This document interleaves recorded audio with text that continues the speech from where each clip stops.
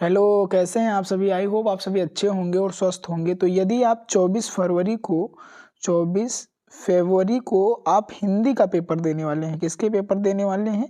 हिंदी के पेपर देने वाले हैं। हिंदी का क्लास 10th में है और हिंदी का पेपर देने वाले हैं। तो आज की ये वीडियो आपके लिए बहुत ही इंपॉर्टेंट होने वाली है, क्योंकि मॉडल प्रश्न पत्र हल कराऊंगा आपको। मॉडल जो प्रश्न पत्र होते हैं, सैंपल पेपर होते हैं, कि कैसे आपके बोर्ड एग्जाम में जो पेपर है वो आएगा, है ना, किस पैटर्न पे आएगा, कैसे क्वेश्चन बनेंगे। तो उसको जानने के लिए आपको ये वीडियो लास्ट तक देखनी होगी। कहाँ तक बेटा? लास्ट तक इस वीडियो को आपको देखना होगा। Same to same like as copy ही है किसका? आपके पेपर का, है ना। तो ये 2023-24 का है, प्रीवियस ईयर क्वेश्चन पेपर है, जिसको आपको सॉल्व करके मैं बताऊंगा कि कैसे एग्जाम में आपको सॉल्व करना है ना। नेक्स्ट जो ये क्वेश्चन है इनको भी मैं समझाऊंगा कि ये कौन कौन से हैं और इनका आंसर क्या है ना। ये बहुत ही इंपॉर्टेंट वीडियो होने वाली है, तो वीडियो को लास्ट तक देख के सारे क्वेश्चन का सॉल्यूशन जो है वो कर लीजिएगा, है ना। आपका जो क्वेश्चन पेपर होगा लाइक एज ऐसे ही होगा, बस यहाँ पे क्वेश्चन पेपर लिखा रहेगा, है ना। ऐसे ही विषय हिंदी और सबसे पहले आपका खंड आ रहेगा। समय आपको दिए रहेंगे 3 घंटा 15 मिनट, पूर्णांक 70 नंबर का आपका रहेगा, है ना। ऐसे ही लाइकेज ऐसे ही क्वेश्चन पेपर रहेगा और निर्देश दिए रहेंगे कि प्रारंभ के 15 मिनट परीक्षार्थियों को प्रश्न पत्र पढ़ने के लिए निर्धारित हैं और उसके बाद जो प्रश्न पत्र है वो 2 खंड, खंड आ और खंड बा में विभाजित है। लाइकेज ऐसे ही पेपर आपका आएगा बोर्ड एग्जाम 2025-24 फरवरी को, जो आपका हिंदी का पेपर है। ऐसे ही फिर लिखा है प्रश्न पत्र खंड आ के बहुविकल्पीय प्रश्न है, जिसमें सही विकल्प का चयन करके उनको OMR शीट, अगर ये भरना नहीं जानते हैं जो दूसरी वीडियो होगी, अगर आप कमेंट में बताएंगे कि आप सर जी OMR शीट भरना बताइए, तो मैं नेक्स्ट वीडियो में आपको OMR शीट भरना सिखाऊंगा कि कैसे भरा जाता है ना। तो 20 नंबर के क्वेश्चन जो MCQs हैं उनको आपका सोल्यूशन करना होगा किस पे? OMR शीट पे, है ना। तो ये हो गया। नेक्स्ट इंस्ट्रक्शन क्या दिया गया है? खंड आ में बहुविकल्पीय प्रश्न है, प्रत्येक प्रश्न उनके लिए 1 अंक निर्धारित है। जो बहुविकल्पीय प्रश्न है उनके 1 नंबर हैं, है ना।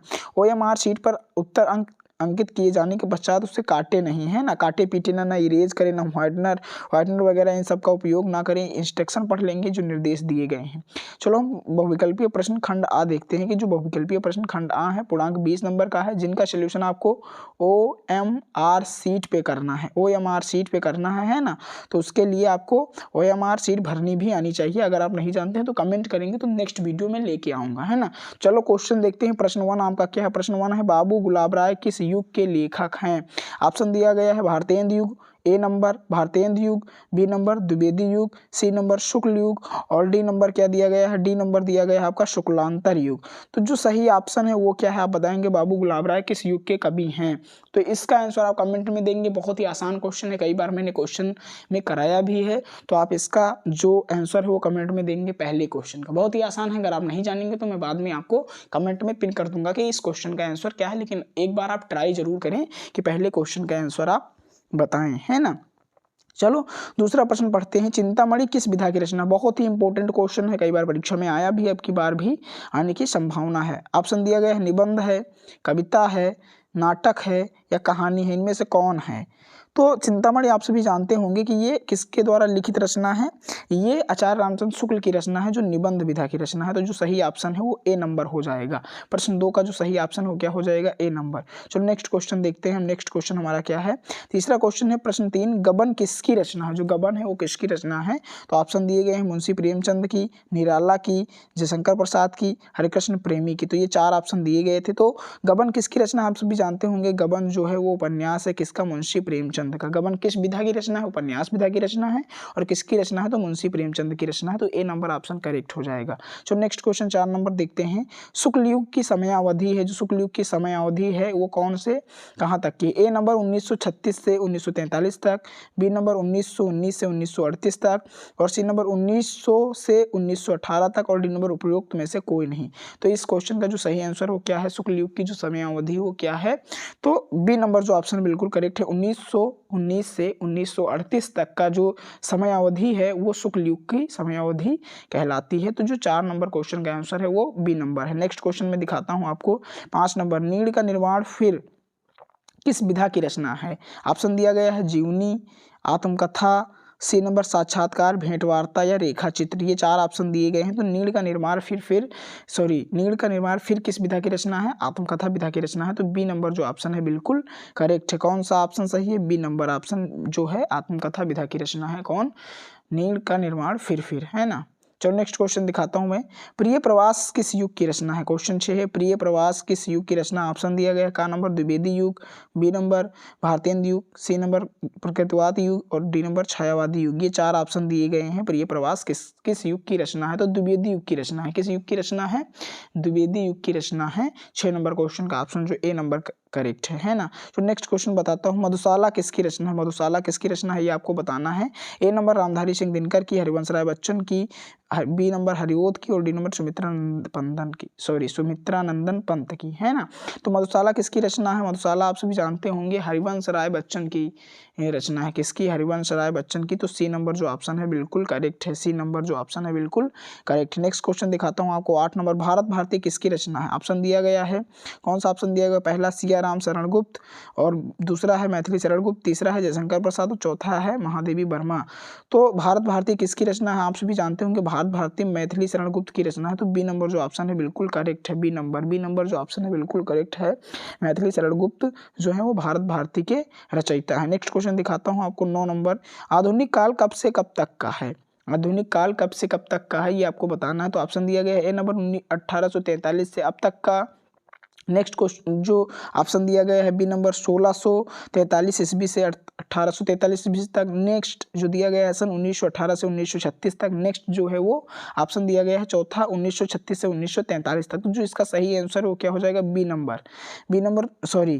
इसका जो सही आंसर है वो ए नंबर हो जाएगा। कौन होगा? ए नंबर। सन 1843 से अब तक का जो आधुनिक काल का समय है वो क्या है? 1843 से अब तक का जो समय है वो सारा आधुनिक काल कहलाता है। तो जो सही ऑप्शन है बिल्कुल ए नंबर हो जाएगा। चलो नेक्स्ट क्वेश्चन दिखाता हूँ, मतिराम किस युग के कवि हैं? 10वां नंबर क्वेश्चन है, मतिराम जो है वो किस युग के कवि हैं? ए नंबर आधुनिक काल के, बी नंबर आदिकाल के, सी नंबर भक्त काल के और डी नंबर रीत काल के। तो जो सही आंसर है मतिराम जो है वो रीत काल के कवि हैं। किस काल के बेटा? रीत काल के। तो डी नंबर जो ऑप्शन है बिल्कुल करेक्ट है। नेक्स्ट क्वेश्चन आपको दिखाता हूँ 11 नंबर, बहुत इंपॉर्टेंट क्वेश्चन है। लाइक ऐसे ही आपके एग्जाम में बनेंगे, बस आपको OMR शीट पे इसका सोल्यूशन करना होगा। OMR शीट भरना मैं सिखाऊंगा नेक्स्ट वीडियो में। अगर आप कमेंट करेंगे अगर आप नहीं जानते हैं तो, वरना वीडियो में नहीं बनाऊंगा। क्यों? क्योंकि वीडियो पे आप लोग प्यार और सपोर्ट नहीं दिखाते हैं। ना तो सपोर्ट करते हैं, ना सब्सक्राइब करते हैं, ना तो लाइक करते हैं, कुछ नहीं करते हैं। समझ रहे हैं? तो ये हो गया 11 नंबर क्वेश्चन में बताता हूँ, हास्य रस का स्थायी भाव क्या है? ए नंबर शोक, बी नंबर रति, सी नंबर हास और डी नंबर निर्वेद। तो हास रस का जो अस्थाई भाव है वो हास है। तो सी नंबर, हास्य रस का जो अस्थाई भाव है वो हास है। तो सी नंबर जो ऑप्शन है बिल्कुल करेक्ट है। नेक्स्ट क्वेश्चन दिखाता हूँ मैं 12 नंबर आपको, सोहत ओढ़े पीठ पद श्याम सलोने गात मनो नीलमण शैल पर आतप परियो प्रकाश। उपरोक्त पंक्तियों में कौन सा अलंकार है? ए नंबर उपमा अलंकार, देखिए एक बार, ए नंबर उपमा अलंकार, बी नंबर उत्प्रेक्षा, सी नंबर रूपक और डी नंबर श्लेष अलंकार। तो सोहत ओढ़े पीठ पद श्याम सलोने गात मनो नीलमण शैल पर आतप परियो प्रकाश।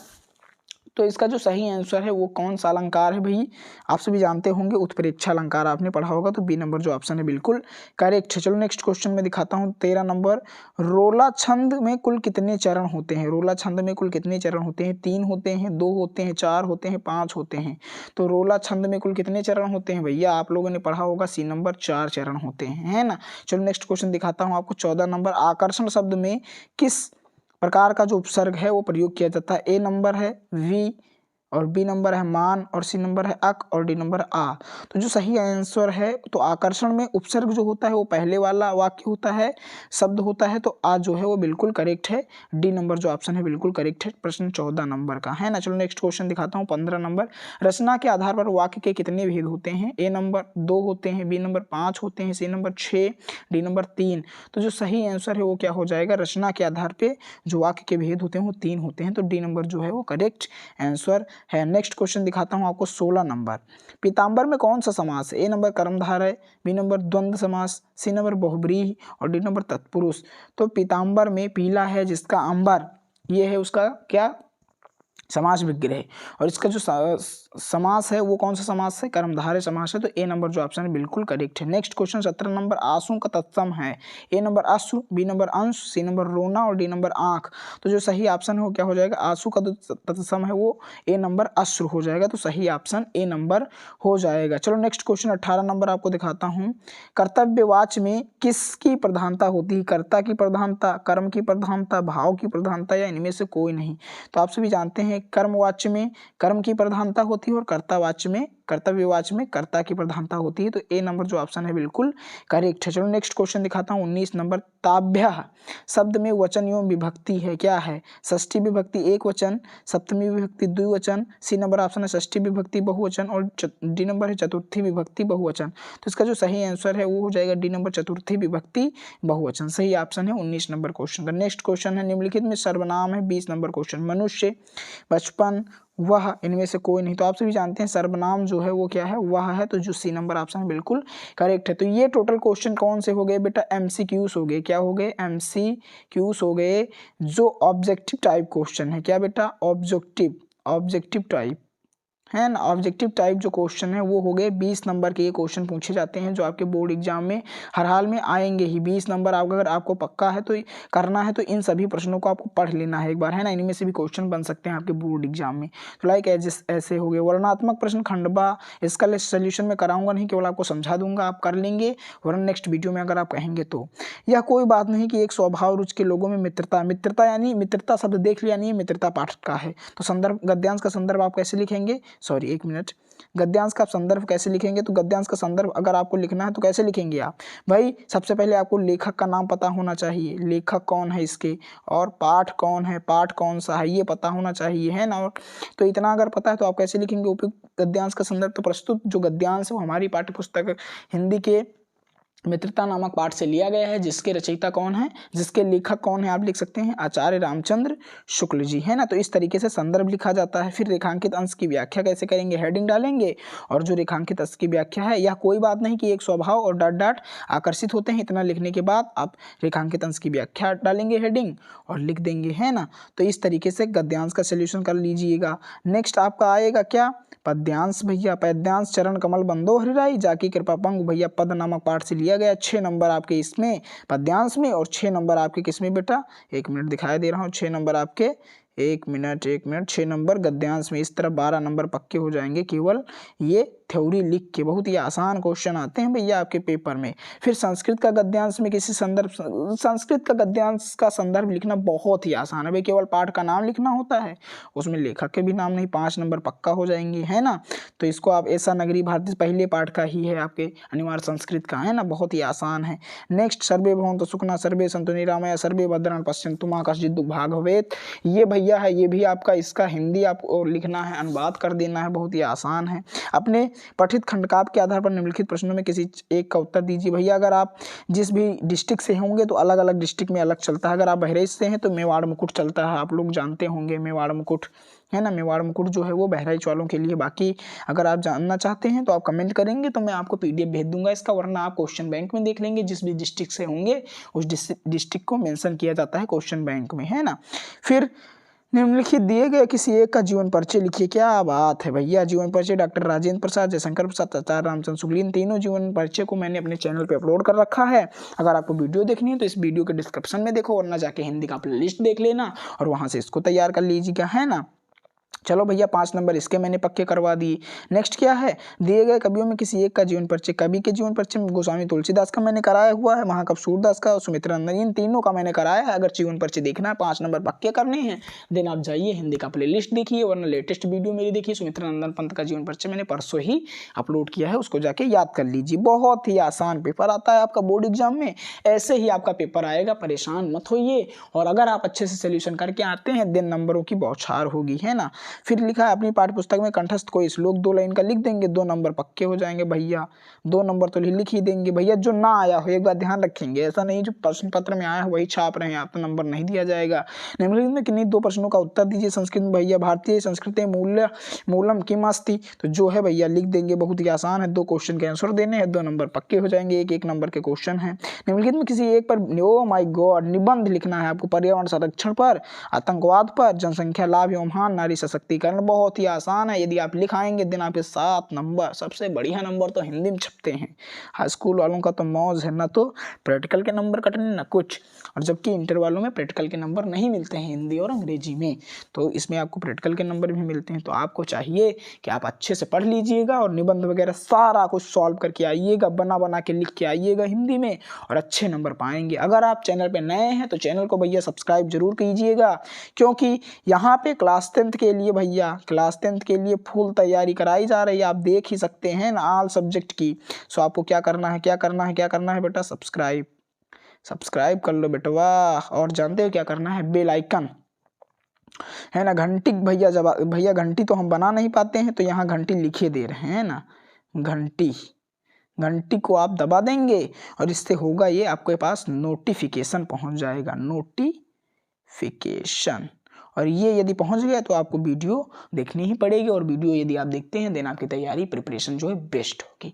तो कमेंट बताइए वीडियो कैसी लगी, क्या आप इसी प्रकार की वीडियो देखना चाहेंगे, या किस टॉपिक पे या किस सब्जेक्ट पे, या क्या बनाऊं मैं जो आपके लिए सहायक हो आपके प्रिपरेशन के लिए, ये आप कमेंट में बताएंगे। आप कमेंट नहीं करते, दोस्तों के साथ शेयर नहीं करते, कुछ नहीं करते हैं ना, बहुत ही आलसी हैं आप। तो ऐसा मत कीजिए, क्योंकि मैं मेहनत कर रहा हूँ आपके लिए, ताकि आपकी प्रिपरेशन अच्छी हो। तो उसके लिए आपको भी मेहनत करनी है, थोड़ा बहुत सपोर्ट दिखाइए, अपना प्यार दिखाइए, और वीडियो कैसी लगी है कमेंट में आप बताएंगे। धन्यवाद, पढ़ते रहें ऐसे। Thank you so much.